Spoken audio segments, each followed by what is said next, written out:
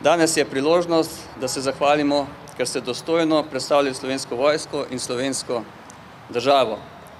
Ker v mednarodnem okolju demonstrirate nekaj, kar pričakujemo od pripadnikov Slovenske vojske. Strokovnost, odločnost, pogum, samozavest, zaupanje, tovarištvo, disciplino, vse tisto, brez katerega najbolje veste, da ni uspeha in da tudi ni preživetja. In vi ste najbolj neposreden odgovor na to, da znamo, zmoremo in da hočemo uresničevati svoje poslanstvo, da znamo nositi odgovornost in tveganja, ker se to pričakuje od nas, ker to pričakujejo tisti, ki nam dajo takšne naloge, pa čeprav tega potem javno ne znajo ali ne zmorejo jasno povedati. In tudi zato je Afganistan odraz profesionalnosti Slovenske vojske. Hvala vsem vam, ki ste požrtvovalno in odgovorno opravljali svoje naloge. Zaradi vseh vas smo mi vsi boljši.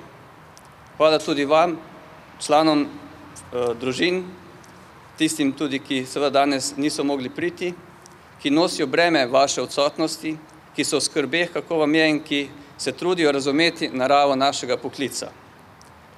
Hvala tem javno nevidnim članom naših kontingentov. V 13 letih operacij jih je že več kot 10 000.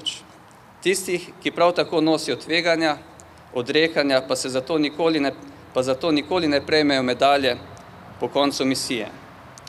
Vi ste tisti, ki jim boste se obdolžili, dali priznanje, dokler si mi ne izmislimo nek primeren način, s katerim bi jim lahko izkazali hvaležnost. Želim vam vse dobro, pazite nase.